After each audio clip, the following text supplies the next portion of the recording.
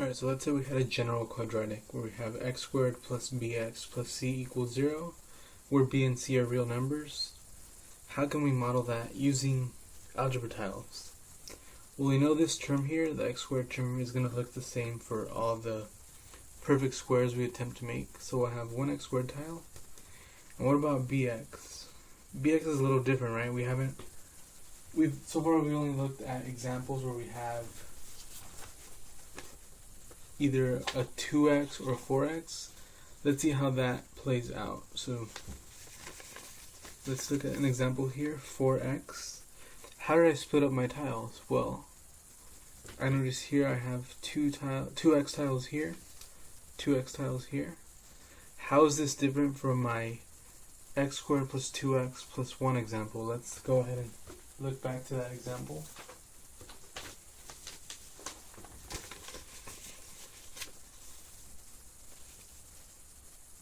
Okay, so now instead of having 2 x's on one side, I have 1.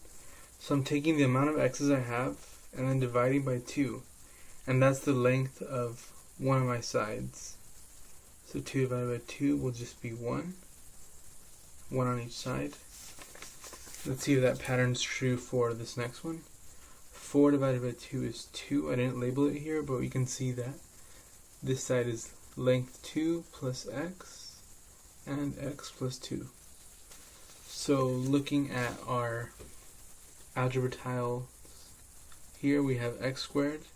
We're taking our number b, dividing it by 2, and that's going to tell us the length of this last segment here. So we have b divided by 2 and b divided by 2. Okay, so far we only know the value, or the tiles here, x squared, b over 2x, and b over 2 times x. So if I wanted to make this a perfect square, I want to find out what value I would need here. How big of an area would I need? Well, I know that the length of this square here, this bottom square, is going to be b over 2, or b divided by 2. And the length for the side here will also be b divided by 2. So in total my area will be, it's kind of hard to see, but you should have b divided by 2 squared. So in this equation we don't have that term in here, b divided by 2 squared. We have a plus c term. So in the examples we looked at, our plus c term was different for various examples. So we want to make sure that our term b divided by 2 squared is included in our equation. So what I can do is add and subtract b divided by 2 squared to my equation.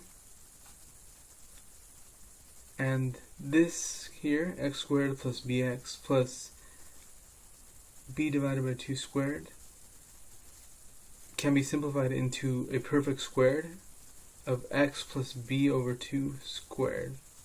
Let's compare this whole mess back to an example that we already did.